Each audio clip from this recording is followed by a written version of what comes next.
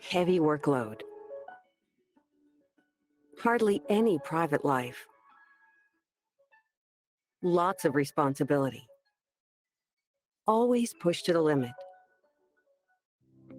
Whenever I ask doctors and nurses why they take all of that on, they often say, because what I do has meaning. Meaning for the lives of others, and therefore for my own life as well. As a global forum for medical specialists, we asked ourselves, how can we most effectively support the work, ambition, and dedication of these individuals? We sought out dialogue. We listened, and we understood. With a supportive exchange among medical professionals who network their knowledge around the globe, so that they maintain their expertise at the highest level for their entire lives. With disciplinary approaches that promote specialization without losing the perspective on medicine as a whole. With smart, modular concepts that are compatible with the busy lives of medical practitioners and nurses.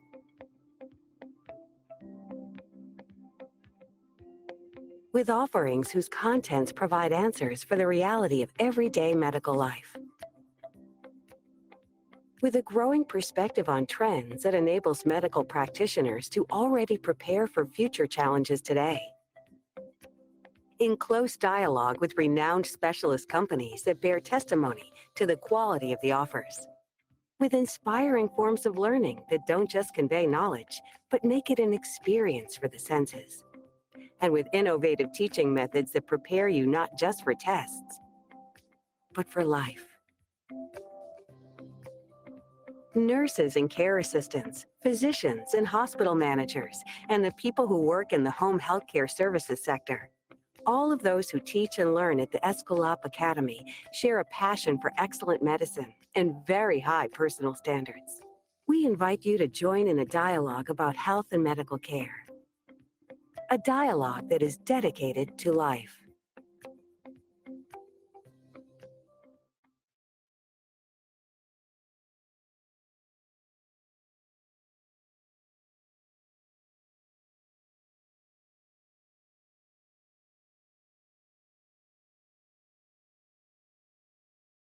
Olá, boa noite a todos. Bem-vindos ao Diálogo Digital Enigmal Colar ou Não Colar. Em nome da Bebral, da Academia Esculap, eu agradeço a todos os participantes, especialmente o Dr. Sérgio, o Dr. André, o Dr. Marcelo, o Dr. Euclides, que irão compartilhar o conhecimento deles conosco. Eu me chamo Diego Giraldi, sou líder de negócios da área de cirurgia geral da Bebral Brasil. A Bebral Brasil tem investido muito na parte de hérnia, que é um dos nossos focos. Queremos cada vez mais nos aproximar das especialidades, sempre pensando em produtos inovadores e diferenciados que tragam um melhor acesso ao paciente e também um melhor conforto e um melhor resultado para os médicos e também para os seus pacientes. Eu passo a palavra agora para o professor Dr. Sérgio Hall. Dr. Sérgio Hall, obrigado mais uma vez. Dr. Sérgio Hall é doutor em ciências na área de cirurgia pela Faculdade de Medicina de São Paulo, professor adjunto do grupo de cirurgia da parede abdominal, do Departamento de Cirurgia da Faculdade de Medicina de Santa Casa de São Paulo, presidente da Sobracil e nosso coordenador dessa webinar. Dr. Sérgio, muito obrigado a todos, um ótimo evento. Obrigado. Boa noite, pessoal, bem-vindos. Temos 56 pessoas assistindo e vai ser bem divertido. A gente quer fazer algo bem interativo e eu quero convidar vocês a participarem. Eu vou pedir para vocês não abrirem a câmera quando, eventualmente, um de nós solicitar a participação de vocês, porque eu já vi que tem o Elisiário está aí, o Baratieri, o Cristiano Claus também, o Gustavo Soares, muita gente que a gente quer escutar a opinião de como faz no seu dia a dia. Então, não se preocupem, se vocês também não tiverem a fim de falar, não tem nenhum problema. Usem o chat, quem quiser fazer perguntas, usem o chat, a gente vai tentar elucidar todas as perguntas e as dúvidas. E no final do webinar vai ter um questionário só para saber que vocês acharam, e aí vai ser gerado um certificado a partir daí. Quem vai estar apresentando os vídeos comigo hoje é o André Vandaliz. O André é mestre em cirurgia pela Faculdade de Medicina da USP, é doutor em ciências pela Unicamp e é co-diretor do Comitê de Comunicação da International Society of Disease of the Esophagus. O Marcelo Furtado, que é doutor em gastrocirurgia pela Unesp, é cirurgião do aparelho digestivo, que atua em Jundiaí, em São Paulo, no Hospital Alemão Oswaldo Cruz, e é vice-presidente da Sociedade Brasileira de Hérnia. E o Roclides Lima é graduado em Medicina pela Universidade Federal do Maranhão e é mestre em Ciências Cirúrgicas pela Unifesp. Obrigado, André, Marcelo e Roclides. Novamente, vamos tentar fazer com que todos participem, e eu quero que vocês mandem perguntas, e, por favor, se a gente pedir para vocês participarem, colaborem com a gente. Vamos começar. André, está com você. Boa noite, Sérgio. Obrigado a todos, boa noite a todos. Obrigado, Sérgio, pelo convite. Faltou só você falar, Sérgio, quem quiser ver o vídeo em tela maior e que tiver o Windows, é só passar o mouse sobre a tela que você quer ver, e no cantinho inferior direito, no canto, vai aparecer um negócio para aumentar a tela. Tá? Bom, como o Sérgio falou, a nossa ideia é ser bastante interativo. Nós vamos começar, então, com um vídeo da cirurgia, né? Porque responder a pergunta colar ou não colar não adianta nada, você vai usar o não cola, se você fazer uma técnica cirúrgica inadequada, né? Então, a primeira coisa é posicionar o trocáter bem, o trocáter do lado da hérnia, estão vendo aí, tem que ser bastante alto, para você não ter problemas na hora de fechar o peritônio, principalmente. Se você ficar muito perto, imagina as hérnias indiretas, que você tem que soltar bastante peritônio do anel inguinal interno, essa mão do lado da hérnia tem que estar bem alta. Então, vocês estão vendo aí um caso de uma hérnia indireta, né, com conteúdo lá presente, aderido ao fundo do saco herniado, mas é um conteúdo só gorduroso, facilmente redutível. Então, uma hérnia indireta por deslizamento é um caso que precisa realmente, pensando numa fixação. É uma hérnia lateral, uma hérnia de mais que 3 centímetros. Então, uma técnica que vai precisar de fixação. A abertura do peritônio, a gente gosta de fazer pelo menos uns 5 centímetros acima do defeito herniário, e uso tesoura, às vezes sem corte mesmo, sem cautério mesmo, cortando só o peritônio, que não sangra quase nada, para poder fazer uma linha boa para suturar depois ou colar depois ao final da cirurgia, nessa técnica que a gente usa, que é a transabdominal, né? Queremos fechar o peritônio ao final da cirurgia. Lembrar que essa cirurgia é uma cirurgia de peritônio, né? Então a gente tem que soltar, dissecar o peritônio. Na parte lateral, a gente está agora aí, a gente tem que ficar bem rente ao peritônio mesmo, deixando a gordura junto da parede, protegendo os nervos. E na parte mais medial, essa gordura já pode ficar para baixo, grudado ao peritônio, e ela ficaria um pouco entre a tela e a bexiga, né? Você teria não tão contato da tela com a bexiga. E uma parte importante da cirurgia é isso que a gente está fazendo agora, que é parietalizar os elementos do cordão. Tentar jogar todos os elementos e a gordura, tudo para o lado da parede abdominal. Às vezes, no lado esquerdo, como é cirurgião destro, isso às vezes não é tão fácil assim, mas é importante você fazer o máximo de dissecção da parte lateral até a parte medial, para depois poder tentar isolar o saco herniário e sabe que na parte anterior não tem nenhuma estrutura perigosa e tentar identificar, estão vendo agora aí, a borda do saco herniário, para reduzir completamente o saco da loja da hérnia, né? O Cris, Marcelo, se quiserem comentar qualquer coisa, podem me interromper a qualquer momento, tá bom? A gente vai seguindo aqui. E, bom, vocês veem aí claramente... Oi. Só uma pergunta aí. Em pacientes mais obesos, que tem um coxim gorduroso importante na lateral, te preocupa o fato de ficar bastante gordura na parede? Isso vai influenciar na fixação da tua tela, já que a gente está falando em cola?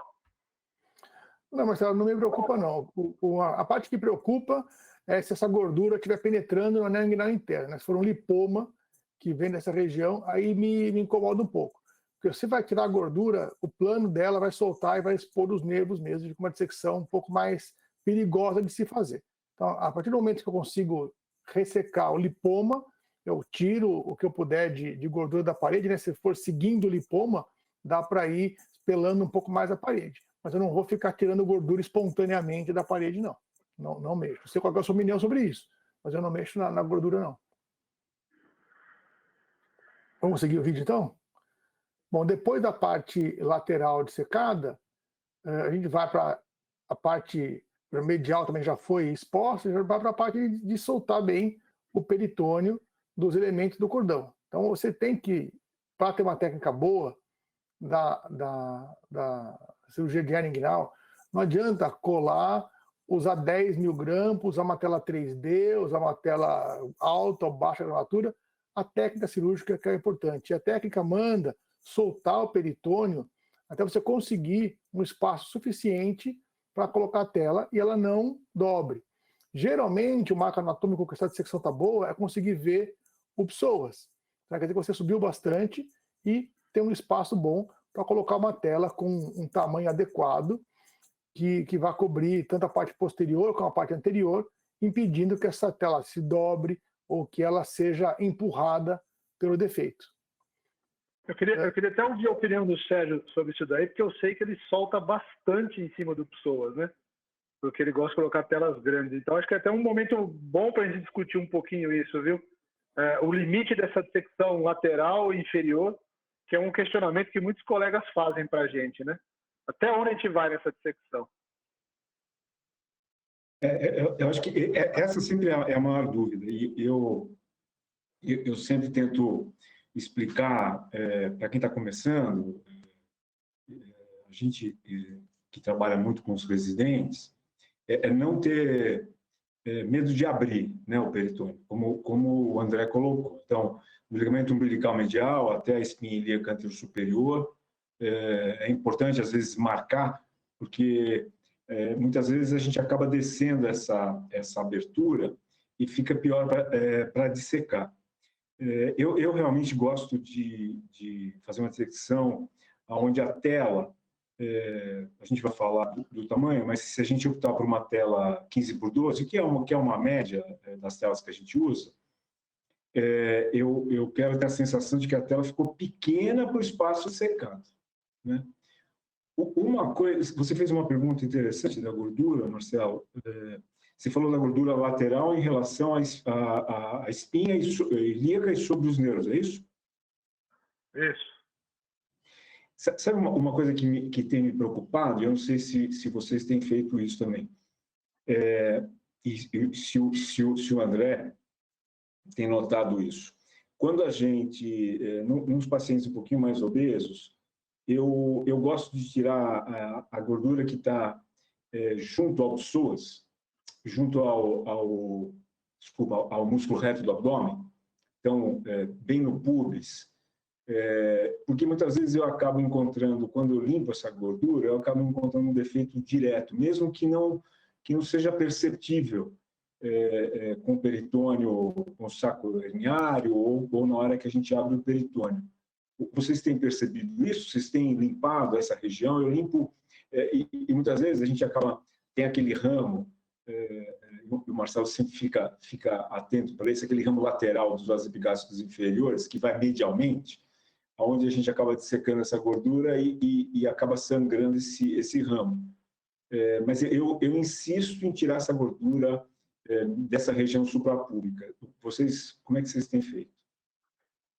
Eu também, Sérgio. Eu gosto muito de deixar toda a gordura, o máximo que eu puder, do plano do peritônio, né? Para posterior, ficar lá junto da bexiga mesmo, tentar ver a parede do reto, a parede posterior do reto.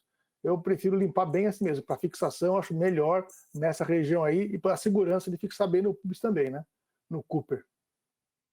Porque esse é o meu questionamento mesmo, o meu feeling de quando a gente está usando um tacker, eu não solto essa gordura, a impressão que eu tenho é que eu estou fixando a tela na gordura. Se eu estou usando cola, mesmo que eu fixe na gordura, será que isso é suficiente? Ou seja, essa tela vai ficar presa ali, então eu não preciso de secar tanto essa gordura? Entendeu onde eu quero chegar?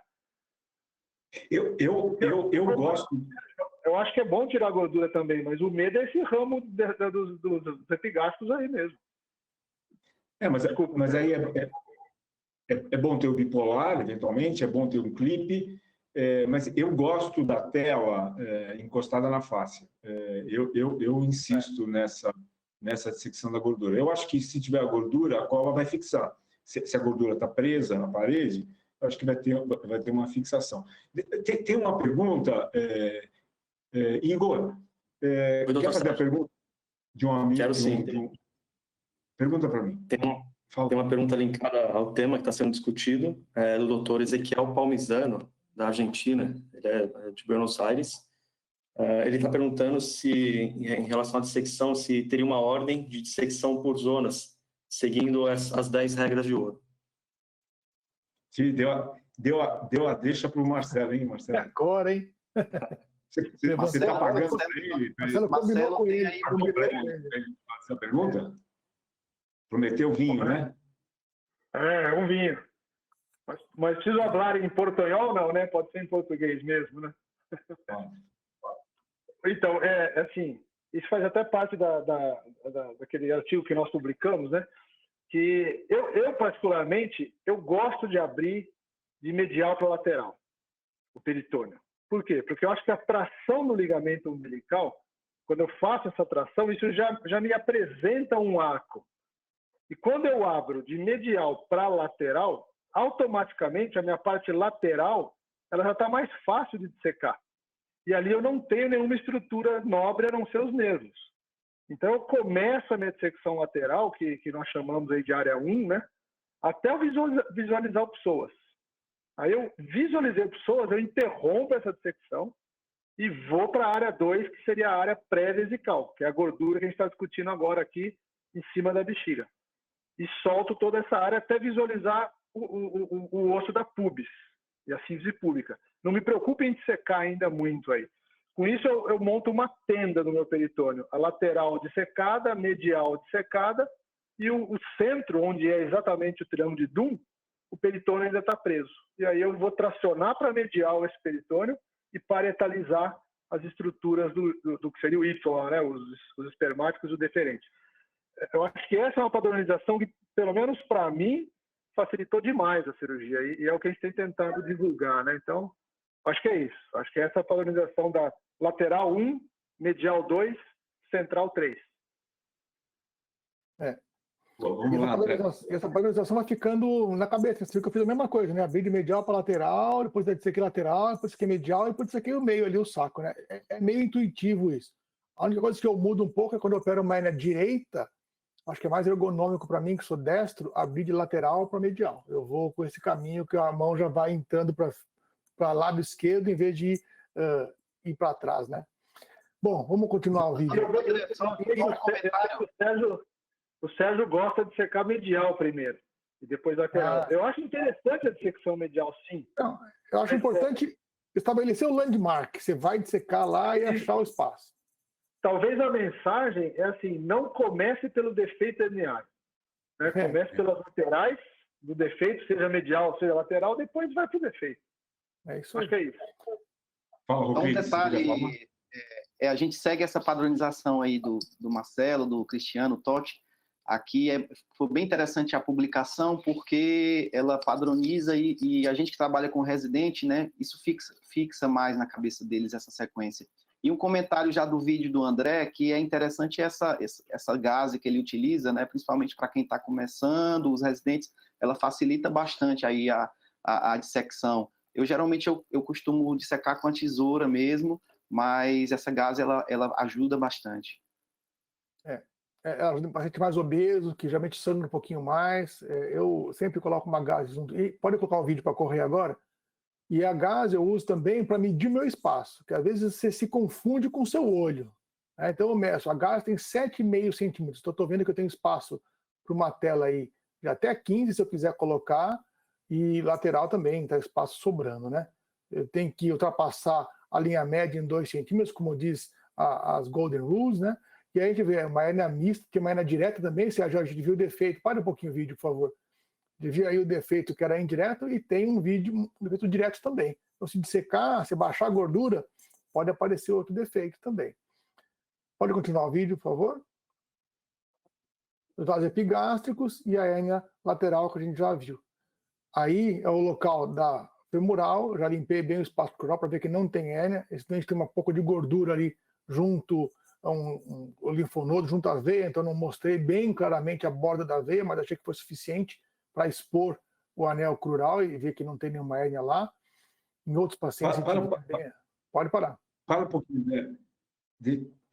Tem uma pergunta da audiência. Vocês limitam o IMC para operar o paciente de hérnia inguinal? Como a gente faz na hérnia incisional? Não.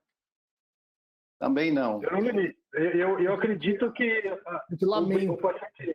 o paciente mais beneficiado da cirurgia laparoscópica de uma hérnia é o obeso. É inguinal, né? Inguinal.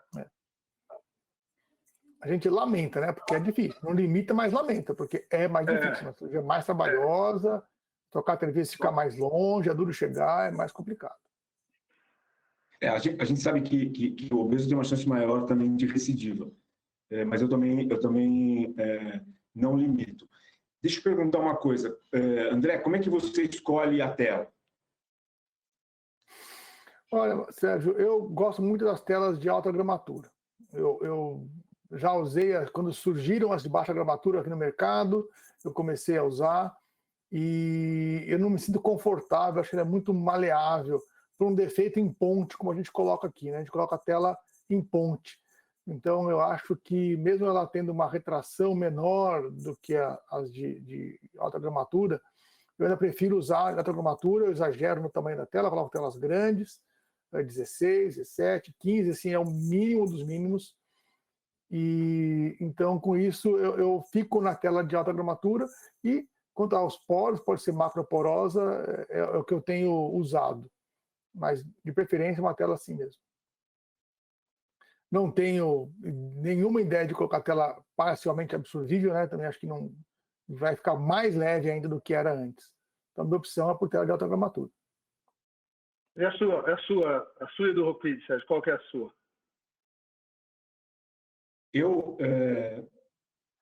A que eu não uso mais é de baixa gramatura.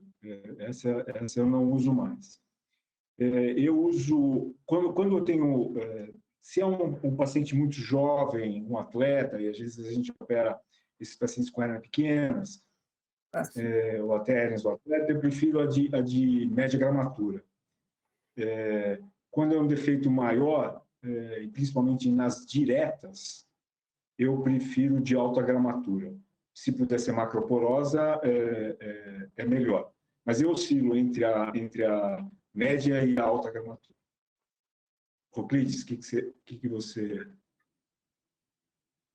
Isso, a gente tem usado a de alta gramatura, também, né, pelos motivos aí que vocês falaram. Eu acho que a preferência é 80%, 90% alta gramatura. Deixa eu perguntar, o Gustavo Soares está ouvindo a gente? Gustavo, se alguém do Media Desk puder deixar o Gustavo falar. Aí, já abriu o telefone dele. Olá, Gustavo. boa noite. Oi, Sérgio. Oi, Gustavo. Tudo bem? Tudo bem? Estão me ouvindo? Vocês estão me ouvindo? Sim, Gustavo. Estou ouvindo bem. Ó, que prazer. Frio aí, Maravilhoso isso aí. Tá frio aí? Então, não, tá bom. Não tá dando menos de 20 graus, não. Tá ótimo. Gustavo, como é que você escolhe a gramatura? Ô, Sérgio, eu tenho feito o seguinte, eu não me sinto confortável com a gramatura abaixo de 40, mas eu dou muita importância ao poro. Então, hoje, no mercado brasileiro, a gente tem muita opção. Então, eu tenho basicamente, assim, não me sinto mal em usar uma tela com a gramatura em torno de 45, qualquer coisa nesse valor eu estou confortável. As hérnias diretas, principalmente as bilaterais ou maiores, a minha tendência é tentar usar, se for direta, uma tela única. E aí sim eu aumento um pouco a gramatura. Tem no mercado aí de 60, 75, a gente tem várias opções. Eu tenho dificuldade de falar esse baixo e médio, porque eu não sei qual referência que você está usando, né? Se está abaixo de 40. Então, como tem no mercado essas de 45, de 60 e de 75, eu nunca vou usar abaixo de 45, e se a hérnia for maior, defeito maior, eu vou para alguma coisa de 60 para cima, 60, 75. Mas sempre escolho com poro grande. Isso eu não tenho abrido mão, não tenho deixado de exigir o poro grande, não.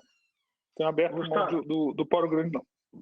Gustavo, deixa eu colocar uma lenha na fogueira aqui, Gustavo. Eu sou um cirurgião do interior que eu só conheço a tela de Marley.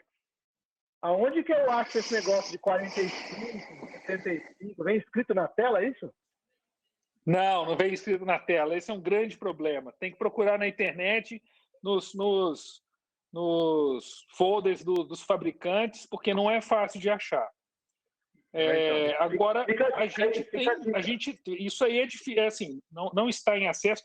A gente da sociedade está tentando colocar uma tabela, né, Marcelo? A gente está tentando estudar isso, tentar colocar num link no nosso site para uma tabela para a gente colocar as principais marcas comercializadas no Brasil para ter essa informação. E uma tentativa de orientar as empresas a explicitar isso na embalagem das telas, mas não é uma informação fácil. E até a discussão do que é alta e média, você tem trabalhos aí que usam parâmetros diferentes, e aí, às vezes, a gente pode confundir. Então, eu prefiro falar essa média, porque hoje no mercado tem muito. Se você falar Gustavo, opções em torno de 40, tem vários. De 70, 80, tem vários também. E todos com poro grande. Gustavo? Sim? Deixa o André continuar. E aí vamos te chamando depois. Obrigado. Obrigado aí, Sérgio. Obrigado, Gustavo. Bom, e aí a tela vai pelo trocáter de 10, que eu estou na mão direita com o trocáter de 10, que eu uso geralmente. Eu dobro a tela em 4 partes e a dica aqui para colocar a tela, é que as de alta gramatura elas abrem mais facilmente, assim, né? Estão mais armadas, parece até as 3D, né? E colocar para cima primeiro. Primeiro você ajeita a borda de cima e vai colocando, dobrando inferiormente até ela sair, caiu bem, né? E quando a tela cai bem é porque você secou bem. E a cola, né? Então, a técnica de aplicação, muita gente tem medo da tela polimerizar na ponta e entupir o seu aplicador, mas se você fizer a gota antes de encostar, você consegue, olha, encostar na tela sem nenhum problema de polimerizar. Vai polimerizar a gota e não vai entupir o seu aplicador. O aplicador só não pode ser molhado e encostar sem a gota lá, que aí ele vai entupir mesmo. Dá para colocar na tela e a tela atravessa, a cola atravessa os poros da tela, ou, como eu coloquei ali, levantar e colocar por cima da tela. A fixação nos pontos seguros, né, Marcelo, no pubis, 2 na parede anterior, lateral, a base epigástricos, 2 na parede lateral, é o que a gente faz normalmente. Mas lembrar que a cola, a gente tem com o kit lá fixa aí, a gente tem 1 ml de cola, que dá muito bem para uma hérnia bilateral. Então, para uma hérnia unilateral, você tem cola de sobra, né? Dá para você colocar ao redor do defeito, dá para você colocar em toda a região que, no caso de uma hérnia indireta, você pode reforçar a sua fixação aí nos elementos da parede lateral do abdômen, sem risco de lesão nervosa, sem risco de causar acidentes aí, tanto no trígono da dor, quanto no trígono de Dunn, né? Então, você consegue uma bela fixação, a tela fica bem flat, dando uma segurança grande de que você tem uma fixação, uma estabilização enorme da tela. lembrando que tem que ter a dissecção adequada. Estou colocando aí no trígono de Doom, né? Coloquei em cima da artéria, para você colocar a tela aí a cola aí sem nenhum problema. Dá para pincelar. Lembrando sempre de fazer a gota e depois você encostar a tela, o aplicador na tela. André, quando você tem uma hérnia bilateral, você fixa os dois lados de uma vez só, ou você faz um lado, depois você faz o outro? Não, faço um lado, depois o outro lado. E nesse intervalo, eu não posso perder o meu aplicador aí, se polinizar a ponta dele nesse intervalo aí? Nossa, não dê esse problema ainda. Se você fizer esse cuidado de colocar a gota e tirar com a proteção do aplicador, fica bem tranquilo mesmo. E aí, lembrar sempre do fechamento hermético do peritônio, né? Então, você tem que fazer um fechamento, tem que treinar a sutura, tem que treinar esse movimento do punho. Vocês viram já que tinha um buraquinho ali? Esses buraquinhos mais próximos à sua borda pode ser fechado junto com o peritônio, que não vai ter nenhum problema. Eu não uso fio farpado, eu tenho medo das coisas grudarem no fio farpado. E vocês estão vendo que o fio de Vicryl, que é um fio absorvível, ele não corre, você passa, ele também não volta, ele fica bem amarradinho, não precisa de farpa, porque o Vicryl, você passar 2, 3 vezes e depois amarrar, ele não corre. Tá? Então, esse é o detalhe da técnica. Tem 3 perguntas da audiência. Vamos ver as perguntas, Igor? Vamos lá, doutor Sérgio. Então, a gente tem algumas perguntas correlacionadas aqui à tela. Como se escolhe o tamanho da tela? Para o obeso, essa já é uma segunda pergunta. Vocês utilizam tela maior, mais pesada ou poro menor? Eu não sei se já foi respondido. E ainda sobre tela, o doutor Gustavo Soares está perguntando aqui se o tamanho do poro facilita o uso da cola. Então, essas são as 3 perguntas que estão correlacionadas aqui, então tentei juntá-las aqui. Eu vou falar do tamanho da tela, né? Já tem a diretriz, né, das regras de ouro da Henning-Now, que coloca como tamanho mínimo 15 por 10. E é um tamanho mínimo mesmo. Telas menores que 10 ficam muito pequenas. E de lateral, 15, só se for uma pessoa muito pequena. Também você pode pensar em pôr um 14, mas são exceções. E claramente, quando as pessoas são maiores, 1,90 m, 2 m, tem que ter telas maiores também, que é proporcional ao tamanho da pessoa, o orifício biopectíneo e Frouchot, né? Então, por isso, eu sempre meço, de alguma maneira, o meu espaço para ver o tamanho da minha tela, pensando sempre num overlap, num segmento de excesso, além do anel herniário, de pelo menos 5 centímetros de cada lado. A literatura fala 4, mas eu considero 5 centímetros para cada lado. E aí você faz a conta do tamanho da sua tela. Deixa eu perguntar para o Elisânio. Elisânio, você está disponível para falar com a gente?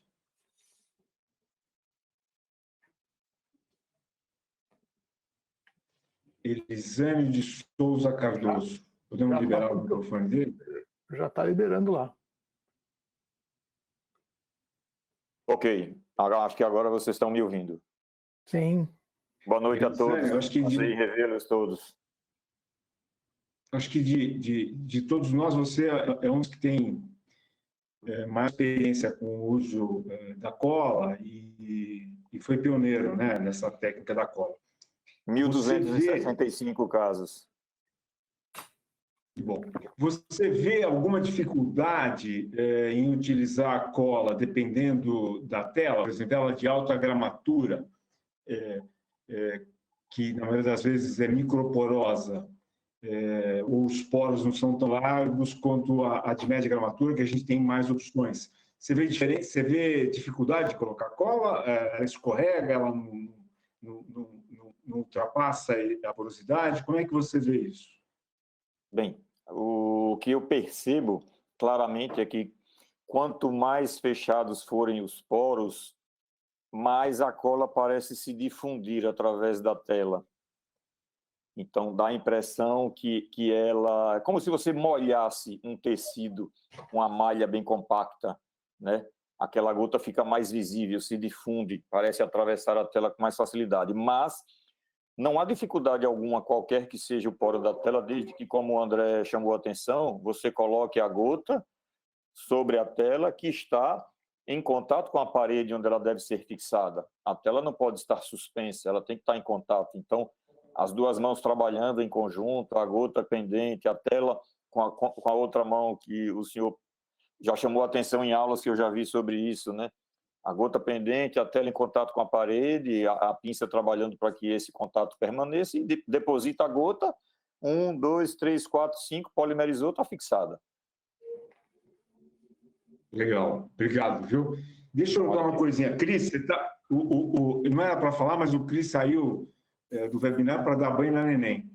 E não sei quantos anos tinha a neném que ele foi dar banho. Mas você está aí, Cris? Cristiano Klaus. Cristiano Klaus. Herdeira. Herdeira. Tudo bem, Cris? Cristiano Klaus. Está arrumando o microfone dele lá, ainda não está totalmente aberto ainda. Sabe o que eu queria te perguntar, Marcelo? Você não tem medo quando a gente usa cola sobre as ilíacas, sobre os nervos, que ela sai aquela fumacinha daquilo furar, esquentar, furar o vaso, causar uma lesão nervosa? Você não se preocupa com isso? Atualmente as colas evoluíram, né? No início a gente tinha realmente o aquecimento do líquido aí com risco até. Apesar que é um risco relativo, porque não é um aquecimento também que poderia trazer esse tipo de consequência, né?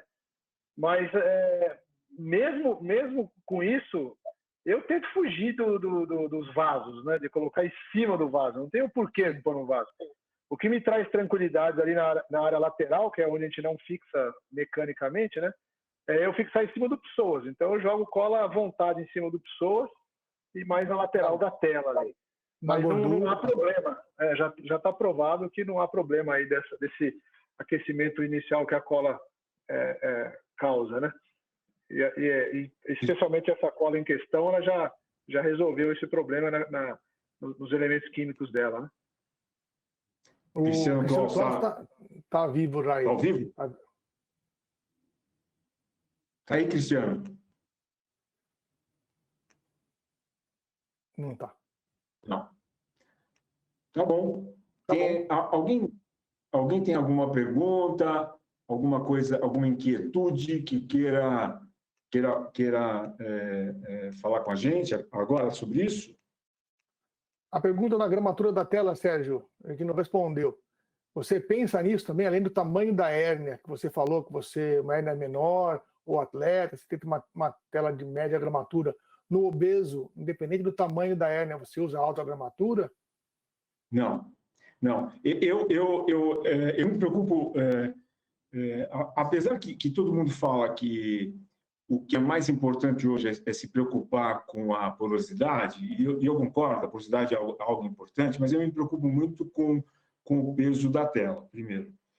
E no obeso não muda, eu me preocupo mais com o tamanho do defeito, e eu me preocupo muito mais com as hérnias diretas do que com outra coisa. Então, eu vou para a sala com vários tamanhos e várias telas de vários pesos, e aí, na hora, eu acabo escolhendo. Eu não uso uma tela única para todo mundo.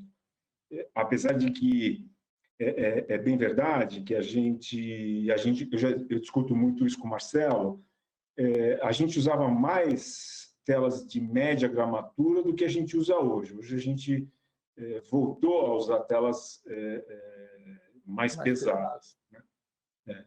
Concordo com você. Roclides, você faz diferente quando você vai colar? Quantos tubinhos você usa? 1 ou 2? como é que é a tua experiência? Porque eu vou dizer isso pelo seguinte, quando eu sempre quis usar cola, eu vi a primeira vez a cola num congresso, no ano de 2000, não, foi em 1995, um congresso em Roma. Mas só que naquela época tinha que colocar catéter de peridural, aí aspirava, cristalizava e tal, e eu tinha muita dificuldade desse improviso. E agora, com o novo introdutor, né, ficou mais fácil. Como é que você vê isso? Você passou por essa fase? Eu sei que o Elisângio também passou, o Marcelo também passou. Isso, doutor Sérgio, até assim, agradecer ao Elisângio aí, que foi o que apresentou a cola para a gente, né? A gente começou a usar aqui em 2014, aqui em São Luís, Maranhão, e a princípio a gente utilizava com o catéter de peridural e começamos a utilizar aqui no Hospital Universitário e realmente criou muito comentário, o que é que está inventando, o que é que vocês estão inventando agora, né? Então a gente primeiro fazia a hérnia por vídeo, né? Que no Hospital Universitário era só a maioria era hérnia aberta. E segundo, usar cola para fixar. Então a gente conseguiu amostras grátis e depois de algum tempo trouxe o Elisângio, né, para cá. O Elisângio esteve aqui com a gente. Queria agradecer a ele em público. E a gente fez 3 casos no Hospital Universitário, mais 2 casos no Hospital Privado, com o aplicador com o catéter da peridural, aspirando a colinha ali na seringa de insulina. E a gente geralmente utiliza um frasco dá para colar bem lá a tela. Inclusive, às vezes sobra um pouquinho, a gente ainda faz aproxima a pele, né? Que a cola ela tem essa aplicabilidade também. E hoje, com o aplicador já industrializado, facilitou muito, realmente facilitou muito.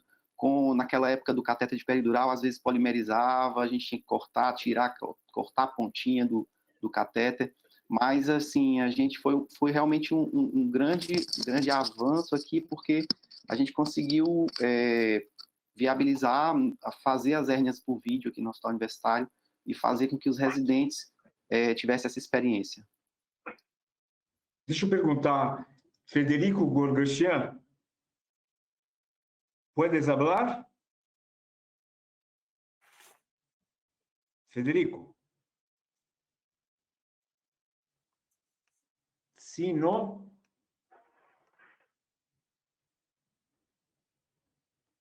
Vamos passar o vídeo próximo, então, Sérgio? A gente vai continuando aqui, enquanto o Federico vê lá. Pode passar o próximo vídeo, então. Então, a ideia é mostrar várias situações, né, em que pensaria se usar ou não cola, né? Então, tem uma outra hérnia aí direta, né? Lembrar que aqui dissecou, aí tem que ir um pouco mais ainda da linha média, tem que pelo menos uns 2,5 a 3 centímetros para o lado de lá, vocês já estão vendo já além da sínfise pública. E aí, um dente um pouco mais magro, né, a gente disseca até conseguir ver a borda da veia ilíaca, vocês vão ver agora aí. Tem que tirar toda essa gordura para ela cair bem, ainda mais que uma hérnia direta. As regras sugerem, né, descer pelo menos 2 centímetros abaixo aí do pubis, aí a corona mortis e a veia ilíaca, vocês veem claramente aí. Então, não há uma hérnia crural, não há uma missing-hérnia, e podemos então colocar a nossa tela. Eu mostrei como a minha preferência são as telas de alta gramatura. E outro método de medir, né? Uma reguinha que eu tenho à disposição aqui, a gente sempre vê várias reguinhas sendo usadas, essa que eu tenho aqui, por isso que eu não uso. Ela é dura, é um trambolhão. Então eu não uso a reguinha para medir, como nos vídeos chiques que a gente vê nos Estados Unidos. Eu uso a gazezinha mesmo para medir o tamanho da minha tela e o tamanho do meu espaço. André, para só um pouquinho o vídeo aí, eu queria fazer um comentário aí. Você viu? Essa é a hérnia. Essa hérnia que é classificada pelo guideline da Sociedade Europeia de Hérnia como uma hérnia M3, porque é uma hérnia medial, né? A classificação vem medial ou L de lateral, 1, 2 ou 3, dependendo do tamanho da hérnia, 1, 2 ou 3 centímetros. Então, o próprio guideline orienta que as hérnias M3, ou seja, as hérnias diretas, grandes, como a gente está vendo aí, são hérnias que exigem uma fixação. Então, hoje você está habilitado a não fixar as telas em qualquer tipo de hérnia, exceto nas hérnias M3, como é esse caso que você está apresentando. Então, só chamar atenção a isso. Por quê? Porque, se a gente reparar no comecinho do vídeo, a gente vê direitinho ali a inserção do reto abdominal ali na pubis, a borda do reto é o limite da hérnia. Então, se você colocar uma tela muito justa no reto abdominal, essa tela vai retrair e vai recidivar ali, em cima da síntese púbica. Então, essa tela tem que transpassar a linha média, transpassar a síntese púbica e ser fixada, né? Esse vídeo tá muito... Deixa eu aproveitar, Marcelo, deixa eu aproveitar a tua deixa. Quando você não fixa? A tendência hoje minha, Sérgio, é não fixação. Com a cola, eu fico mais seguro em fixar. Eu confesso para você que fixação com grampo, eu praticamente abandonei. Eu tenho usado o grampo assim, naquelas exceções de hérnias gigantes. Quando você não usa nada? Hérnias pequenas, indiretas, menores do que 2 centímetros, e diretas, menores do que 2, eu posso até não fixar. Se eu tenho a cola à disposição, eu acabo usando. André, quando você não fixa com nada? Eu sempre fixo. Eu sempre fixo. Agora, só um comentário. Eu não fixaria se não... Olha, eu não tenho cola. Agora, não tem cola aqui, não podemos usar com mais cola. Então, em pacientes mais magros, eu talvez não fixaria. E hérnias pequenas, talvez eu não fixaria nos mais magros. Mas a imensa maioria eu fixo. Quando você não fixa... Hola, Sergio, ¿ahora se escucha? Sí, Federico.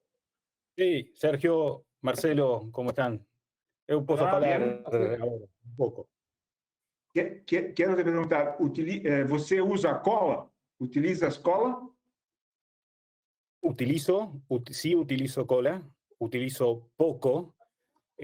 Hago más como decía recién Marcelo, casi no utilizo fijación. Cada vez utilizo menos fijación.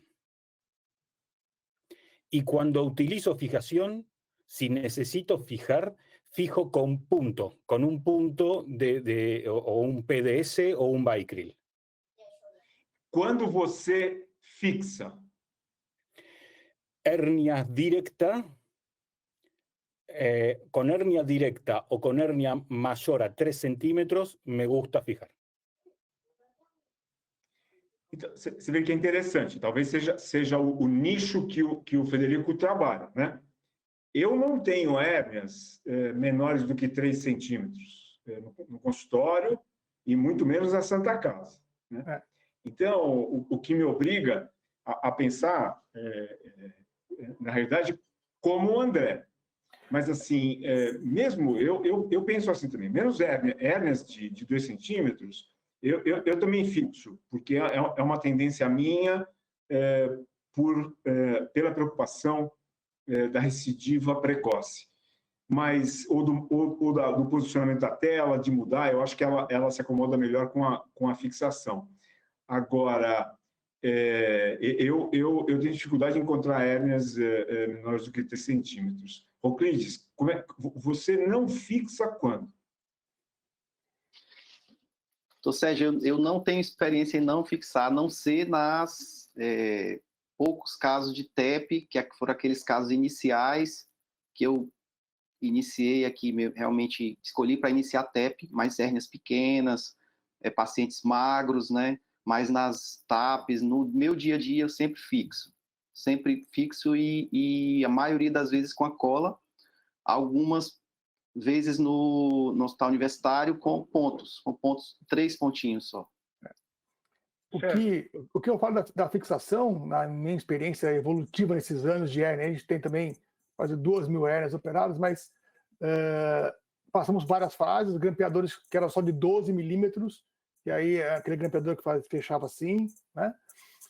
Depois grampeador tipo Tacker, inabsorvível, e agora o Tacker absorvível. Então a preferência continua sendo fixar para mim. A gente diminuiu muito o número de grampos, a gente usa agora 2 no Cooper, 2 medial, 2 lateral, às vezes 1 só lateral, e grampo absorvível, né? Então eu continuo fixando sempre, eu acho importante, mas o mínimo possível para evitar problemas que a fixação pode eventualmente trazer, né? Vamos Deixa eu só esquecer fazer o um guideline. comentário. Então, mas fora o guideline, é só para a gente tentar assim, fazer um raciocínio aqui meio, né, devagando um pouco. Se eu tenho uma hernia indireta, né, eu coloquei uma tela de 17 por 13, 17, né, por 13 mais ou menos, que são as telas grandes que a gente coloca, o meu defeito herniário ele fica no centro dessa tela. Então, assim, qual o mecanismo que faria essa tela invaginar um defeito ou algo nesse sentido? Então, assim, eu não acredito que uma tela que você tem um overlap de 5 centímetros praticamente para cada lado do defeito vai adentrar esse defeito. Então, nas hernias indiretas, eu fico muito tranquilo em não fixar, desde que não seja um doente com uma hernia recidivada, íngua escrotal, que aí eu tenho que garantir o meu lado também, né? Mas as diretas me preocupam, e essas eu tendo a fixar as hérnias grandes, né? Mas, assim, o que o guideline fala, eu estou aqui, né, fui escalado para discutir um pouco o guideline, o que o guideline fala e o que a gente observa é que a gente poderia não fixar. É que a gente tem esse medo, né? Aquele, eu não creio em bruxas, espero que lá sai, né? É isso aí. Então a gente fixa, né? Deixa eu perguntar uma coisa. Pergunta mais. Deixa eu perguntar uma coisinha. Todos nós temos residentes e ensinamos. O que vocês acham do cirurgião que já passou da curva de aprendizado? Então, já tem 50 casos. Vamos imaginar uma curva de aprendizado de 50, que já é uma curva razoável. Mas ainda não tem a experiência que vocês têm. Vocês orientariam esse cirurgião a fixar esses casos de 2 ou 3 centímetros, ou a não fixar? Eu estou falando com esse cirurgião, que acabou de fazer 45 casos. Olha, fiz 45 casos, estou beleza, bala na agulha. E aí? Ele vai te perguntar, fixo ou não, Marcelo? Eu vou, sim ou não, e eu vou fazer uma rodada rápida para o André terminar. Sim ou não? Não tem mais ou menos. Sim, poucos grampos. Tá, André? Sim, eu oriento a fixar também, poucos grampos. Concordo aí, pouquíssimos grampos, 5 no máximo. O Cristiano Claus está online ou ele está dando banho em alguém? Doutor Sérgio, ele está online, só que ele não está conseguindo configurar o microfone dele. A gente segue na tentativa aqui. E a qualquer momento, se ele conseguir fala para ele falar, ele vai. quando ele conseguir. É isso aí. André, quer terminar o vídeo? Sim, sim. Esse aí, pode rodar o vídeo de novo? Isso foi para ver, então, a mesma coisa, né, só que com uma hernia grande, que precisa de fixação mesmo, uma tela, você vê com uma tela até maior do que a outra, ela tem um tamanho antero-posterior aí ainda maior, deve ter uns 13 para 14 centímetros, né? Então ela tem uma colocação um pouco mais chata, ela não ficou tão dobrada, mas lembrando que coloca em cima primeiro, já que você dissecou e mediu o espaço, né? Vai caber. Coloca em cima primeiro e depois você acaba colocando a parte lateral. Os nervos protegidos por gordura, você pode ver através da tela aí os nervos, a parte lateral, né? Então tem a gordura protegendo e a parte medial com a gordura aqui para baixo e a parede, você vê bem a musculatura, como o Sérgio falou, descer pelo menos 2 centímetros abaixo aí do pubis, né? Eu coloco esse pontinho ali para marcar o meio da tela, para não me perder muito também nessa colocação, e a cola vai logo em seguida aí, né? Tem que ter a tela bem ajustada. O Sérgio falou de... Oi? Deixa eu perguntar uma coisinha. Uma questão de autorização, você falou, numa hernia unilateral, você falou que às vezes você usa uma tela de 17 ou 18 por 13, 14. Você, numa hernia unilateral, consegue a liberação para usar uma tela 30 por 30? Então, Sérgio, aqui em Campinas, não sei como são outros locais aí, é a Unimed o convênio mais forte, né? A gente tem que... Eu passo cola no pubis inteiro, quando é uma hernia direta, dá para você pincelar e pintar todo o pubis de azul, sem o risco de grudar, né? E sempre lembrando da outra mão, vocês vão ver de vez em quando eu não coloco a tela tão na parede, ó, ela não gruda, tem que estar encostada a tela na parede para polimerizar adequadamente e fixar. Mas o que a gente faz aqui é pedir a tela 15x15. Exceto quando eu vejo uma hernia muito grande, é a tela que a gente tem. E na hora da cirurgia, se eu achar que a 15x15 vai ficar pequena, aí eu peço para o hospital mandar uma tela maior, e aí eu faço uma guia especial lá no Unimed, e a Unimed não dá problema, ela autoriza quando você entra. Eu não sei como são os outros convênios quanto a isso. Você tem que pedir previamente, você falou que você deixa na sala várias telas, Sérgio, você pede previamente 6 telas de vários tamanhos, ou tem no hospital, e o hospital te dá essa liberdade de mudar na hora? Como eu coordeno lá o setor de parede na Santa Casa, no Oswaldo Cruz, eu tenho essa possibilidade de pessoal que opera lá com a gente também. E aí a gente acaba autorizando uma tela. Eu na maioria das vezes, peço uma tela, e aí, se precisar, eu justifico.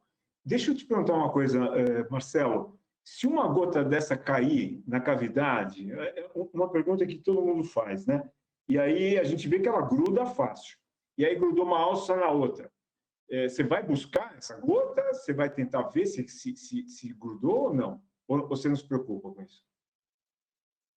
Não me preocupo, viu, Sérgio? Acho que aí acho que tem que ter até um pouco da dissecção com um pouquinho de sangue ali para ajudar a polimerizar e fixar, né? Mas assim, não me preocupa, não. Nunca tive essa preocupação. E quando cai, geralmente cai uma gotinha no espaço pré-peritoneal, né? Que eles abriu toda essa papila lá dentro. Já aconteceu isso com você, de grudar uma alça na outra? Não, eu também não me preocupo. Às vezes, quando eu vejo a cola lá, e de repente eu sei lá, dou uma mexida, mas não, eu realmente não me preocupo com isso também. Põe um outro vídeo, por favor. Eu costumo usar uma ótica de 5 nas minhas hérnias todas, por isso que os vídeos são assim um pouquinho mais escurinhos. Essa hérnia bilateral tem o efeito direto do outro lado ainda, que não foi dissecado, né? É uma hérnia bilateral grande também, então a gente está usando de novo a tela. Você foi lá no Hospital do Marcelo, foi num simpósio que a gente operou ao vivo lá também. E só para mostrar também que a tela tem que ultrapassar a linha média, a gente até começa a borda do outro lado também. E fixamos qualquer tipo, desde que esteja bem dissecado, desde que tenha um espaço grande como esse que está dissecado aí, como o Sérgio falou no começo da apresentação, né? Não pode ter preguiça de abrir peritônio. Não pode ter preguiça, é difícil fechar, mas não muda nada você fechar mais 1 ou 2 centímetros de peritônio, você já vai dar mais 1 ou 2 pontos. Então isso aí não muda nada, tem que abrir amplamente o peritônio para poder ter, principalmente essa visão medial, que você consegue atravessar o outro lado, e uma visão boa lateral também. Então a fixação Deixa eu chamar o Heitor Santos. Heitor, você está por aí?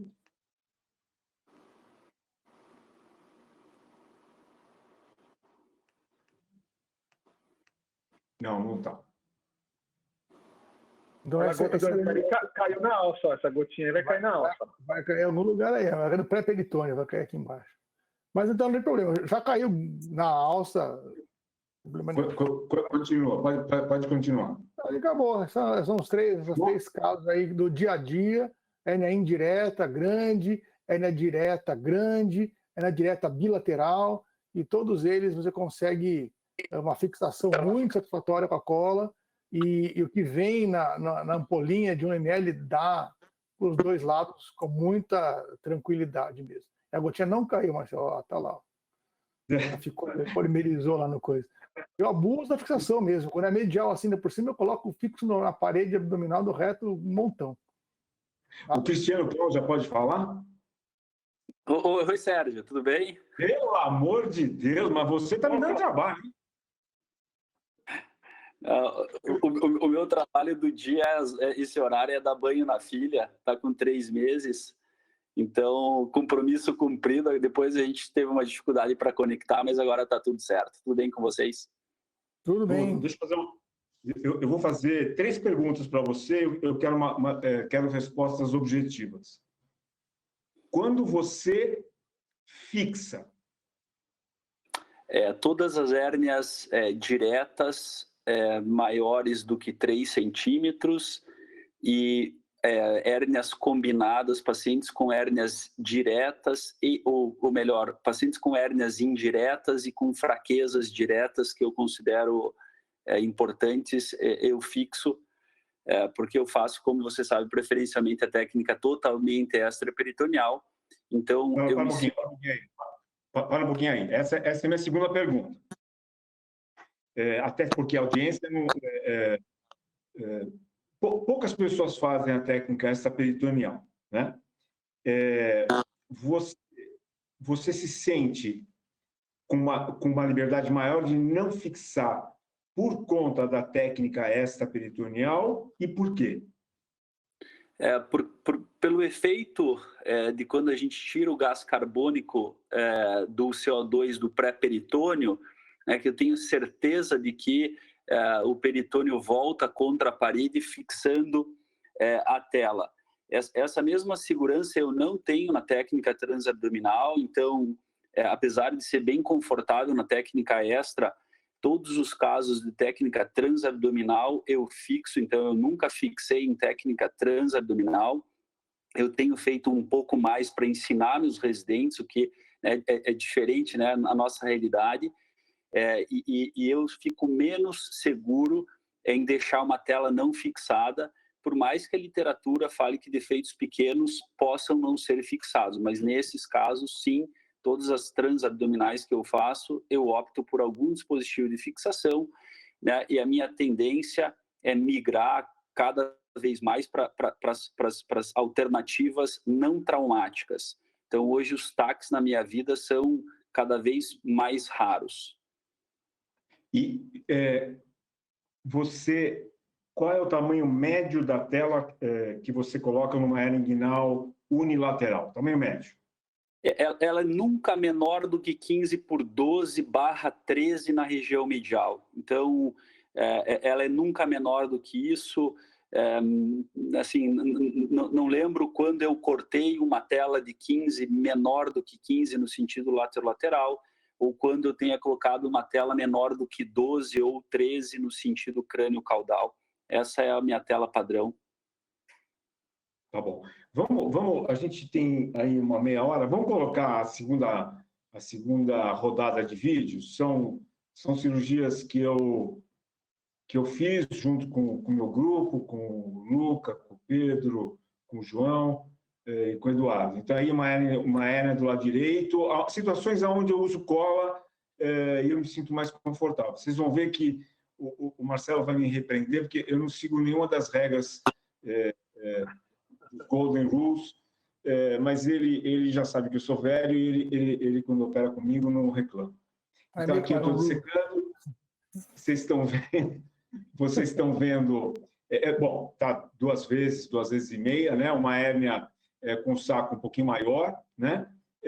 Há sempre a dificuldade em você liberar o saco dos elementos do cordão, precisa tomar muito cuidado com isso.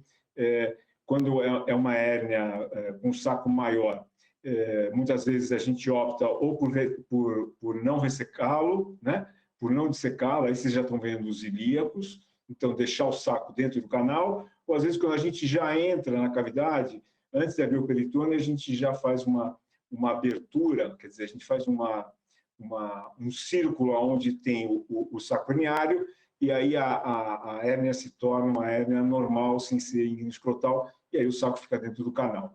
Então, vocês estão vendo aí um defeito direto grande, indireto grande, desculpa, né? Dá para ver o trato ileopúbico, essa dissecção ampla, eu insisto nessa dissecção. Ele tinha uma fraqueza aí um pouquinho medialmente. Cooper dissecado, até mais do que 3 centímetros abaixo. Vocês estão vendo que eu às vezes inverto a ótica para ver bem aonde eu vou colocar a tela. E aí, utilizando uma tela de polipropileno, de média gramatura. Eu deixei a colocação porque eu sou neuroticamente doente com o posicionamento da tela. Então, eu gosto de trocar ela de posição, sentir aonde ela vai ficar melhor. Vocês estão vendo que eu puxo daqui, puxo dali. eu acho que é importante. E a tela, muitas vezes eu falo assim, puxa vida, a tela ficou pequena. A questão não é que a tela ficou pequena. Vocês estão vendo, o defeito está no centro, a gente tem pelo menos mais do que 6 centímetros de cada lado. É que a dissecção foi ampla, né? E vocês estão vendo que eu como o André, né? Eu borrifo essa cola aí. Eu não economizo. Eu uso. Enquanto tem a cola, eu utilizo. Diferente dos grampos. Quando a gente utiliza grampo, eu utilizo em 4 pontos só. A cola me dá liberdade. O que eu gosto demais é utilizar a cola sobre o psoas, porque na hora que a gente volta o peritônio, né, é muito importante ter essa tela fixa nessa região e evitar que ela role sobre o defeito, que é um dos motivos que a gente vê da recidiva. Então, eu gosto disso. Eu gosto de mostrar para os residentes que é importante, e acho que isso diminui a chance de complicação. Isso aqui é uma hérnia femoral, do lado direito, vocês estão vendo lá a ilíaca lá no fundo, tinha um pouquinho de gordura encarcerada. Eu acho importantíssimo, vocês estão vendo, eu estou tirando a gordura, tirar essa gordura, não dá para deixar ela no orifício, porque o paciente sai com essa sensação, ele vai sentir o incômodo no pós-operatório, e então eu insisto nessa dissecção. E eu tenho que tomar muito cuidado, porque os ilíacos estão aí, cuidado com a tração, porque esse sangramento é difícil. Eu, felizmente, nunca tive uma situação onde eu tive que suturar uma ilíaca ou chamar um vascular, mas isso acontece, então precisa tomar muito cuidado, principalmente com a corrente monopolar. Eu deixei rolar esse vídeo nessa região para mostrar que eu insisto nessa limpeza e na retirada dessa gordura do orifício femoral. A hérnia femoral não é muito frequente. Quando ela aparece, eu acho que é importante a gente prever já a utilização de uma tela que vai realmente ficar 3 centímetros ou um pouco mais abaixo do Cooper, para dar garantia de que a gente vai ter uma sobreposição dessa região satisfatória. Oi, desculpa. Para só um pouquinho no vídeo aí, que aí está interessante. Quando que você disseca essa gordura e às vezes você fica em dúvida se é um linfonodo ou se é realmente uma hérnia femoral? Marcelinho, você faz perguntas boas, viu, Marcelo? É por isso que eu te amo. Vou falar aqui publicamente, em 100 pessoas assistindo a gente, então eu vou dizer isso. O gânglio tem uma tendência de, quando a gente pega com a pinça, de ele sangrar mais. Ele sangra, tipo, ele poreja, né? Aquele porejamento do sangramento. Então, é aí que eu percebo que é o gânglio e eu realmente não insisto. Tá, só aproveitar para o clipe, lembrar, né, que fixar no psoas é uma ótima para ela não rolar, né? Mas lembrar para todos que a fixação não corrige uma má dissecção, né? Tem que estar bem secado no peritônio inferior. Tem que sempre lembrar disso, que a tela não vai te salvar uma má dissecção. Bem lembrado. Pode continuar o vídeo. Bem lembrado, sem dúvida nenhuma. Bom, tá rolando a dissecção, né? Eu resseco, e aí tiro a gordura. Vocês estão vendo que eu faço uma dissecção medial também ampla. E... Oi? Corona. É isso mesmo. Olha que linda, né? Tem casos que são realmente bonitos. E aí eu insisto, eu digo para todos que a busca do lipoma tem que ser ativa, né? Quando a gente não consegue ver bem o trato ileopúbico, a gente faz uma busca ativa. E aí, a gente colocando a cola, né, o gotejamento, eu realmente me senti muito mais livre com esse novo introdutor, então eu hoje utilizo com grande frequência. Eu não tenho dificuldade de usar cola em nenhum tipo de paciente. Aqui eu estou fazendo a manobra que o Marcelo gosta de fazer, que é aspirar o peritônio, o pré-peritônio, né, o CO2, e aí a gente tira, pelo menos vê como é que ficou a tela colocada. Vocês estão vendo que eu faço tudo errado, eu começo medialmente, é uma zona, né? Eu não opero por zona, eu opero como se fosse uma zona. Aí, My hernia, my rules. Oi? My hernia, my rules. Essa é a sua frase. É isso mesmo. Olha, vocês estão vendo aqui um sacremiário um pouco mais chato da gente dissecar. Vocês estão vendo que dá para ver o saco, né? O saco é um branco diferente, né? Eu acabei de dissecar o deferente, e quando eu vejo o saco herniário, eu me sinto mais tranquilo em utilizar o cautério. Vocês estão vendo que eu estou dissecando. Eu não gosto de usar a torunda, que é aquela gaze fechada, como o André faz. Eu tenho medo de perder ela, às vezes, no sangramento um pouco maior. Eu gosto de usar a tela aberta, a gaze aberta. E aí, novamente, a busca do lipoma. Muitas vezes parece um lipoma pequenininho e a gente esquece, mas olha o lipoma que a gente acaba encontrando, né? Então, a busca ativa do lipoma é importante, precisa tomar cuidado com a dissecção, porque aí é uma região de nervos. E aí, novamente, num caso com uma hérnia de um defeito de 3, 4 centímetros, uma ampla dissecção, eu novamente ajeitando a tela de um lado e do outro para que ela fique mais adequada. Eu dou sempre a preferência dessa dissecção medial ampla. Eu gosto de dissecar bem até uns 2 ou 3 centímetros do lado contralateral, onde o paciente não tem tela. E aí o fechamento com o fio farpado, eu gosto do fio farpado. Eu acho que ele facilita muito ele facilita muito o fechamento, principalmente quando tem vários orifícios, como a gente está vendo aqui. E eu aspiro também para ver como é que a tela ficou, se ficou bem adequada. Para só um pouquinho o vídeo. Pode parar um pouquinho. O Heitor Santos está aí? O Heitor voltou? Ele voltou sim. Produção, libera o... Oi, Sérgio. Estou aqui sim. Oi, Heitor. Boa noite. Tudo bem? Boa noite, meus amigos. Tudo bem aí? Como é que você faz? Como é que você faz para fechar o peritônio? Eu costumo fechar com sutura, tá? Eu não tenho... Tentei uma vez fechar com táxi, mas não fui muito feliz nesse fechamento e acabei tendo que suturar. E eu suturo sempre como a gente preconiza para evitar cruzar as mãos aí. Então, fazer da direita para a esquerda e faço o fechamento do flap peritoneal sempre com sutura contínua mesmo, de padrão.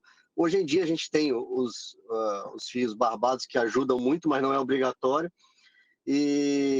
Mas de uma forma que cubra sempre a tela, né? Evite qualquer espaço entre o espaço pré-peritoneal e a cavidade abdominal, né?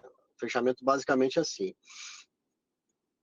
Tá bom. Cola, eu não tenho experiência para cola, eu não tive experiência para fechamento, mas para fixação minimamente invasiva, com certeza. Tá, vamos continuar aqui, daqui a pouco a gente conversa com você. Pode continuar o vídeo. Esse é um caso também que, por acaso, pode continuar o vídeo, que eu fiz por robô, dá para ver bem o trátil público, o defeito indireto, você vê que é um defeito grande, né? E ele tinha uma hérnia também do outro lado, onde a gente era uma hérnia com deslizamento, cronicamente encarcerada, que a gente também acabou desencarcerando, Então, eu realmente não tenho... Quando eu acho, eu concordo com todos com todos os comentários do Marcelo, do Roclides e do André, eu me preocupo muito mais com o tamanho da tela do que com a fixação, se é com a cola, se é com grampo, se é com sutura. Eu fiz aquele comentário de colocar a cola sobre o psoas, e é verdade, é importante que a gente disseque bem, mas eu acho que na curva de aprendizado isso facilita demais para o cirurgião que está começando, para ter menos risco da dor crônica e da recidiva. Aqui é uma coisa que a gente já discutiu, eu e o Marcelo, mas eu queria escutar a opinião de vocês. Na hérnia, quando eu faço laparoscopia, uma hérnia direta, e eu faço a dissecção do pseudo-saco, né, da face transversalis doente, a gente everte, faz a fixação ou no Cooper ou na parede anterior, e aqui, com a robótica, eu tenho tido uma facilidade maior, não em fechar o orifício, o que eu faço é fazer uma sutura incluindo essa face transversalis doente. Né? O que vocês acham disso? O que você acha, André? Eu acho super válido. Nas hérnias ventrais, a gente já sabe que tem a impressão que fechar o defeito é sempre melhor, para ter uma posição melhor de tela sobre tecido, né? E aí você não está fazendo um fechamento sob tensão, você está imbricando a transversalis, que a gente fazia na cirurgia aberta também, né? Você imbrica a transversalis, deixa ela mais retinha e coloca a tela por cima. Então aqui é super válido fazer isso aí. Em cirurgia laparoscópica é um pouco mais complicado essa sutura, na robótica fica bem mais fácil, né? Então acho que é válido, viu, Sérgio? Então uma pergunta aí para te fazer. Quem coloca cola na cirurgia robótica?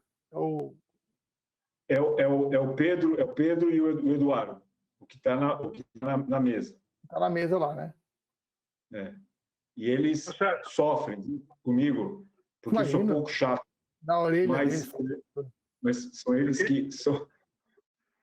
Marcelo, qual é o risco desse fechamento? Isso que eu queria comentar. Então, aí são duas coisas diferentes, né? Uma coisa é inverter a face transversalis para diminuir o espaço morto, com isso diminuir a incidência de seroma. Isso, como o André falou, eu também acho que realmente é bem interessante fazer, eu também faço de rotina.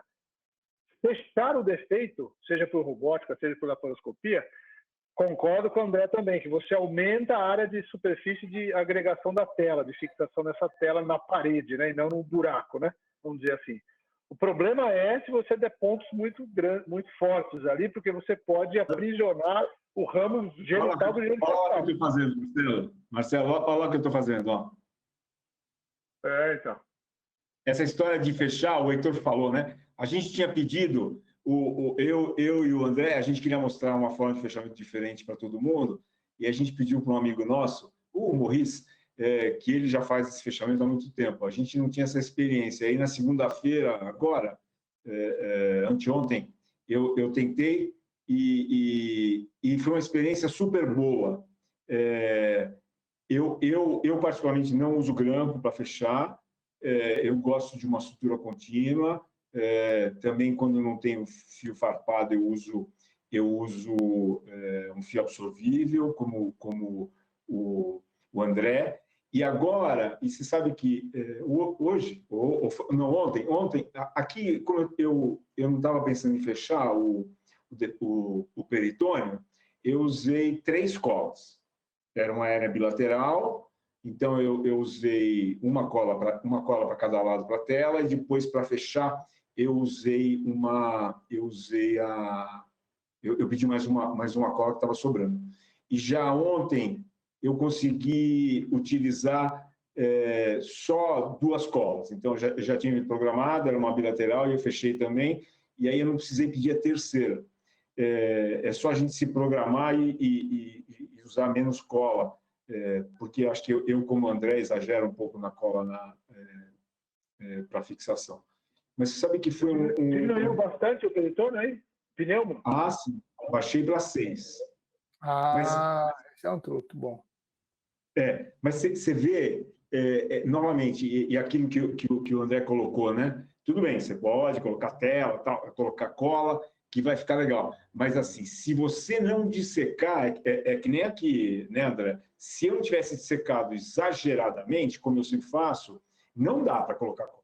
Você não teria sobra de peritônio. Fica super tenso, né? E lembrar, quando vai fazer assim, né? Não pode deixar tenda de circo, né? Tem que ficar retinho, hermético, ficar buraco para baixar o peritônio, a alça entra lá. E a outra novidade, podia passar o outro vídeo, quando a gente estava preparando esse webinar, tem mais um vídeo aí, se vocês puderem passar, do Dr. Roclides.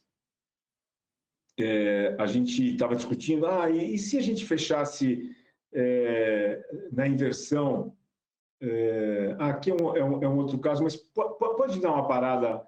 Esse do Roclides. É isso aí.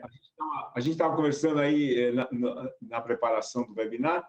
E se a gente usar faces transversais, inverter, fazer a inversão dela e fixar com cola? Ninguém fez, acho que não dá. Eu mesmo falei, não dá. Aí veio o Roclides e apresenta isso aí. Fala, como é que foi a experiência, Roclides?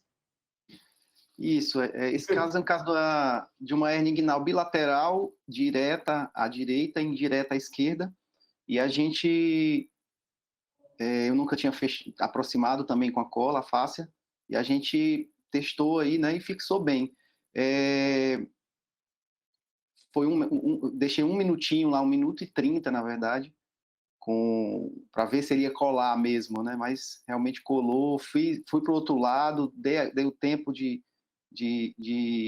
fixar a tela do outro lado, voltei, ela não desgarrou, realmente segurou aí. Vocês vão... E uma pergunta prática que o Marcelo perguntou para mim, eu respondi e estou vendo o Roclides aí. E isso tem entupido o aplicador? Vocês têm dando preferência de fixar as duas telas ao mesmo tempo? Ou eu fiz aquela lá e não entupiu, mas geralmente entope? Qual que é a experiência de vocês em hérnias bilaterais? Fixa tudo ao mesmo tempo ou pode fixar uma e depois a outra? Eu fixo uma primeiro, depois fixo a outra. Na verdade, se polimerizar na pontinha do catéter, a gente tem como tirar um fragmentozinho ali do aplicador sem problema nenhum. Claro que vai ter um cuidado maior na hora de aplicar, porque ela vai sair mais um volume maior, né, da cola. Pode parar o vídeo, tirar a apresentação do vídeo e só deixar a gente agora. Obrigado. Tem uma pergunta para vocês. Fala. Se vocês se fazem isso ou não, quando e como abandonar o saco herniário numa hernia íngua escrotal maior. Porque aquele vídeo seu tá bem bonito, aquela hernia esquerda, Sérgio, que é uma hernia de deslizamento, o colo está dentro da hernia, aliás, a parede da hernia é o colo, e esse é um caso especial para isso. Como é que vocês manejam isso? Você sabe que, assim, eu faço hérnia por laparoscopia desde 1991. Eu já passei por várias fases. Teve uma época que eu dissecava sempre e até ressecava o saco herniário para filmar que eu ressequei o saco herniário, porque era assim que eu aprendi a fazer na aberta, né? E aí era difícil, tinha bastante sangramento, muitas vezes, aí eu tinha um hematoma, daí eu decidi deixar o saco herniário, e aí eu tive alguns casos de sistemático, e eu tive que reabordar pela osso escrotal para retirar o saco.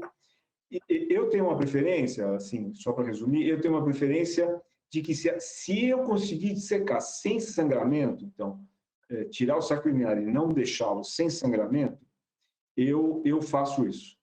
Se eu percebo que eu começo a sangrar um pouco mais e está difícil, aí eu secciono e deixo ele dentro do canal. Então o Sérgio falou um jeito aí que eu ia falar. Tem 2 maneiras de você pensar aí, né, Marcelo? Uma que você tem intenção de reduzir o saco e não consegue. Aí você já abriu alto, já tentou reduzir o saco, e no meio o especialista não vai dar. Você corta no meio, você está com 2 buracos, o do peritônio e o do saco. Eu faço isso várias vezes, quando eu vejo que a dissecção está muito trabalhosa, ou sangrando demais, vamos cortar o saco aqui e ponto final. E aí eu costuro o peritônio com um fio e o buraco do saco com outro fio ao final. Essa é a rotina. E tem aquele que você já sabe que não vem. Aquele saco enorme, olha, não vai dar. Aí, de primeira intenção, eu já estou abandonando há bastante tempo o saco lá e não tenho me arrependido, não. Tem as técnicas tipo Cristiano, faz decisão antes de abrir o flap. Antes de abrir o flap, Faz aquele tapa-olho, né, do pirata. Já faz a incisão circular e já no anel ali, já parte para abrir o peritônio. Então, esse limiar aí de abandonar o saco está cada vez menor para mim. Eu já começo aí de cara, para não ter esse problema aí de secar um tempão. Você gasta um trabalhão e depois você larga no meio o saco lá. Então, acho que você já tem essa técnica. Deixa eu fazer essa mesma pergunta para o Federico. Federico Gorgochian.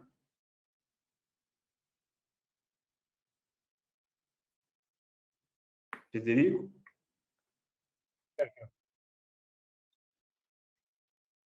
¿Me escucha? Sí, Sergio, escucho. O que haces com a hérnia? O que você faz com a hérnia inguino-escrotal quando tem um saco grande? Deixa ele dentro do canal ou disseca? Dejo dentro del canal, diseco aproximadamente 2 centímetros, lo corto y luego dejo dentro del canal. Pero diseco un poco para que después me sea más fácil llevar el flap. No corto directamente sobre el orificio. Diseco um pouco, 2 centímetros, não mais. Excelente. Deixa agora cutucar o Cristiano Klaus. Cris, está com a gente?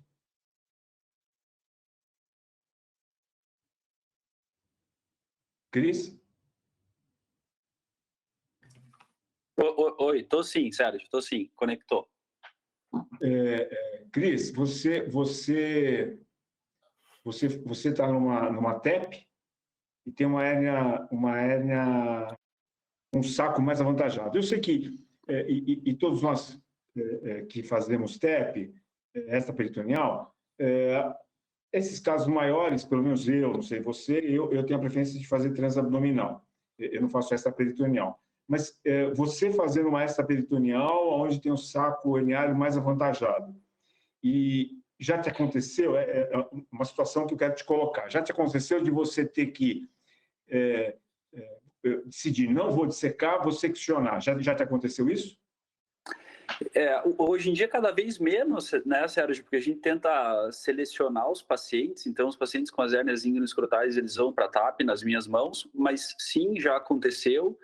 Alguns pacientes que, da avaliação do pré-operatório até a cirurgia, eventualmente tiveram uma hérnia encarcerada, e que eu já tive algumas situações, poucas, mas de abrir o saco herniário, reduzir totalmente extraperitoneal, na verdade não mais totalmente extraperitoneal, mas abrir o saco herniário para conseguir reduzir o conteúdo normalmente do aumento, e aí seccionar o saco e aí fechar com uma sutura o peritônio, o que sem dúvida nenhuma acaba sendo mais trabalhoso. Mas sim, é uma alternativa factível.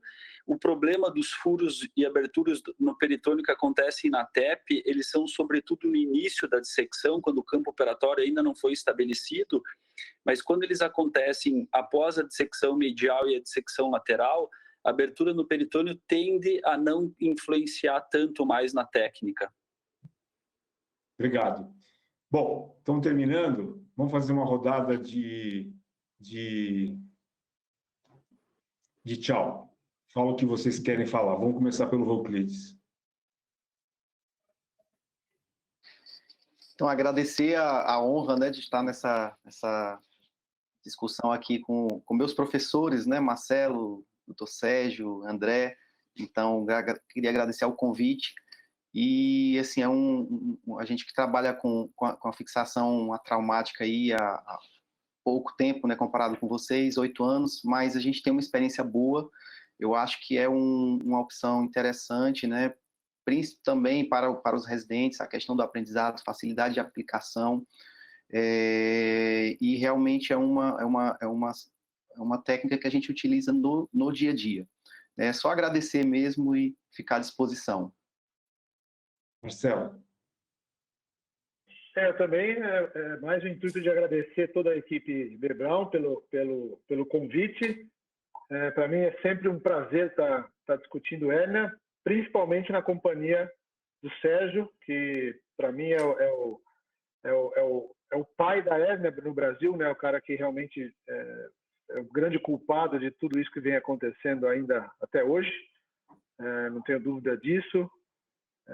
Em público, eu te parabenizo, viu, Sérgio? Não só por tudo que você faz, mas você vê, um brasileiro, ainda mais nos tempos modernos, né, onde o Brasil não é muito bem visto aí fora, ter sido presidente da Sociedade Americana de Hérnia, a gente vê qual é a sua importância. Então, tá com você e tá com o André, que também, para mim, é muito importante, porque é contemporâneo meu e filho do meu grande tutor, né, que foi o professor Nelson Brandalize, e com o Roclides, que está entrando nessa era mais nova aí da hérnia. Realmente é um grande prazer e para mim foi muito gostoso estar aqui. Eu agradeço de coração toda a equipe Bebral, especialmente na figura da Paula, né, que está conosco aí há tantos anos também, nesse mundo maravilhoso da hérnia, né? Muito obrigado. Obrigado pelo convite ao Igor, ao Diego, e estou à disposição de vocês para o que precisar. Obrigado. Obrigado, Marcelo. Você sabe que uma das coisas que quando eu e o André conversamos antes, como é que seria a ideia desse bate-papo, eu falei para ele que eu fico até muitas vezes emocionado, que eu participava desses bate-papos, né, com o professor Brandalize, né, e viajei muito com o professor Brandalize, a gente operava ao vivo, eu numa sala e ele outra. E, coitado, teve que me aturar na fase mais louca da minha vida, onde eu não tomava, né, os meus medicamentos diários. Então, hoje estar com o André é muito legal, né? Fala, André. Não, é isso mesmo. Já todo mundo agradeceu a equipe da Bebral, a Paula, o Igor, o Diego, foi tudo sensacional. A gente começou com essa discussão, né, com o Sérgio, para a gente tentar fazer uma coisa bem dinâmica e foi o que conseguimos hoje, né? Acho que foi super legal. Agradecer a participação também dos nossos colegas que estavam aí em casa assistindo o webinar, que se dispuseram a falar. Foi o que a gente planejou, né, Sérgio? Deu tudo certo. Foi muito bom estar aqui com vocês mesmo. Eu também queria agradecer. Eu queria agradecer todo o pessoal que está atrás do computador, né? O pessoal da técnica, o pessoal da Bebral que disponibilizou, cumpriu com todos os objetivos e os desejos que a gente queria, que era dessa interação. Obrigado, Federico, Cris, Gustavo, Heitor, Elisane, Baratieri, todos que estavam aí com a gente, e todos os outros que eu acabei não conseguindo ver o nome. Foi muito bom. Sempre é bom estar com vocês. Obrigado. E se vocês quiserem falar alguma coisa, Diego, Igor. Eu também queria falar muito rápido, agradecer muito a todos os participantes, todos os professores. Para nós é uma honra assim, ter um time desse, só tenho que falar obrigado. A gente tem uma pesquisa de satisfação, por favor, quem puder preencher, que gera um certificado depois no final. Agradecendo em nome da Bebral, em nome da Academia Escolar, a Denise, ao Thiago, a todo mundo da organização. Deixa o Igor e a Paula falar um pouquinho também. Só agradecer, doutor Sérgio, doutor André, doutor Roclides, doutor Marcelo. Muito obrigada, foi maravilhoso. Acho que a gente conseguiu entregar tudo aquilo que a gente planejou. Então, de coração, muito obrigada por tudo.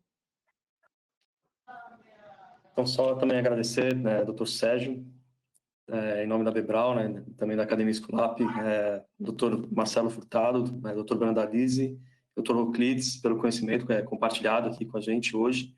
Realmente foi muito legal, acho que atendeu aqui a nossa expectativa, né? A gente queria realmente que fosse algo interativo, não fosse algo mecânico. A gente falou muito sobre isso. Então, parabéns pelo conteúdo, pelos vídeos, né? Os vídeos muito ricos. E é isso. Muito obrigado mais uma vez e obrigado a toda a audiência que teve presente até o final aqui. É verdade, obrigado. E o último ponto, essa live, essa webinar fica disponível no canal da Bebral no YouTube, só se inscrever, fica lá, você pode acessar a qualquer hora. Até a próxima. Gente, Gente, tchau, obrigado. pessoal. Boa noite. Muito obrigada, boa noite. Tchau, pessoal. Boa noite. Tchau, tchau. Tchau. Tchau.